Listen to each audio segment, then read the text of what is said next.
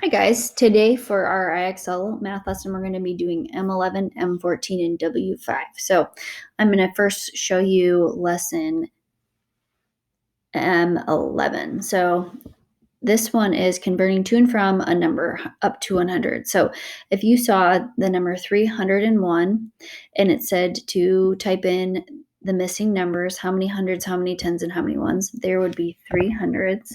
There's a 0 in the tens place, and there is a 1, and then you would hit submit. Type the missing number. 800s, 1, 10, and 9 ones. So this time you're doing the opposite. 800s, 1 in the tens place, and 9 in the ones place, and then you hit submit.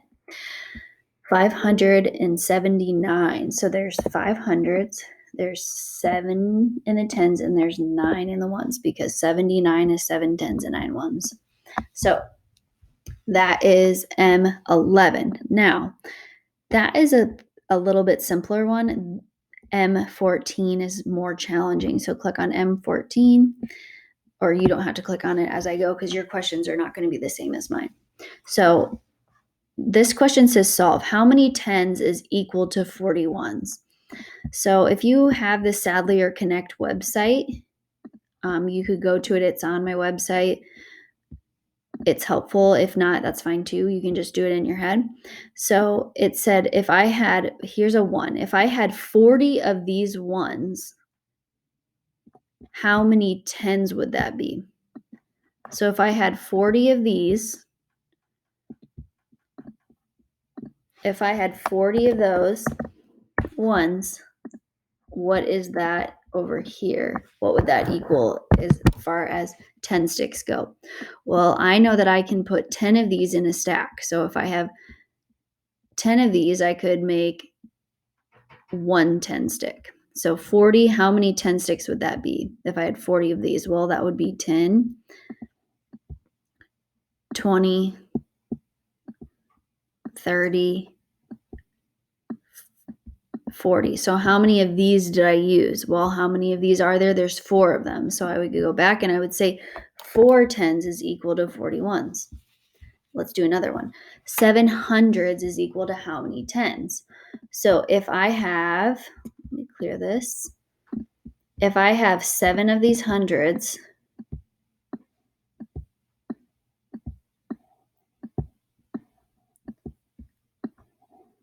how many ones are there? So if I broke these down into all those tiny little pieces, how many of these ones would I have? So if there's 700, well, there's 700s. That would be the same as 700 of these little 1 blocks. Oh, I guess it asked for tens. My mistake. So let's try that again. So 700s would equal how many of, not the ones. So we don't want the ones, we want the tens. So how many of these 10 sticks are there here? Well, in one of these, there's 10. So in one of these, there's 10. 10 of these. So one of those makes up 1, 2, 3, 4, 5, 6, 7, 8, 9, 10. So one of these is equal to 10 of these. So if I have 1, 2, 3, 4, 5, 6, and then I had a 7th one, how many would I have? Well, I would have 10, 20, 30, 40, 50, 60, 70 of those 10 sticks.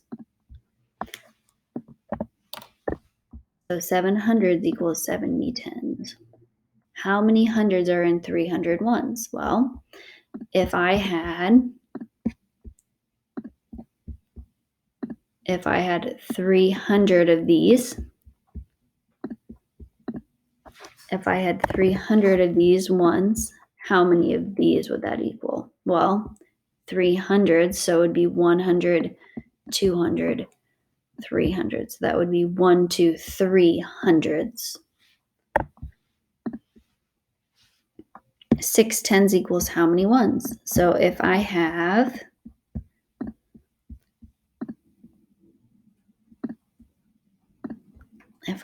6 of these, if I have 6 tens, how many of the ones are there? Well, in this stick, there's 10. So that would be 10 of these ones. So 10, 20, 30, 40, 50, 60. So in 6 10 sticks, there would be 60 of the ones. So that one is a little tricky. I don't expect you to do it perfectly on your first time because those can be really hard. So just try your best, and if you get stuck, really read what they're trying to tell you. So now let's do some fractions. This is kind of review from our last chapter. So identify fractions, halves, thirds, and fours. Remember, halves is 2 equal pieces, thirds is 3 equal pieces, and fours is 4 equal pieces. So it says which figure shows thirds. Well, this is definitely, it's 3 pieces, but they're not equal. This one shows 3 equal pieces. Fours, well, which are 4 equal pieces? Which figure shows halves? That would be this piece because that's equal. Thirds, we need equal pieces. That looks pretty equal, 3 equal pieces. So for a little extension activity, I thought I would show you for W5 how to write fractions. Now this is, I don't think this is actually on the IXL lesson, but I'm going to show you how to write fractions. So if I have a fraction and I have 1/2, so there's 2 numbers. So the top number and the bottom number. And in between the top and the bottom number is a line. This line right here is called the fraction bar. So that line in the middle is called the fraction bar. The top number is the numerator and the bottom number is the denominator. So this bottom number is called the denominator. Denominator. Okay. The top number is called the numerator. Now, I don't want to underline the whole thing. Okay. Nope.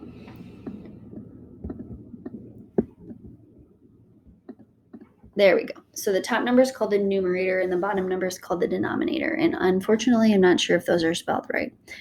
So we're just going to pretend they are for today.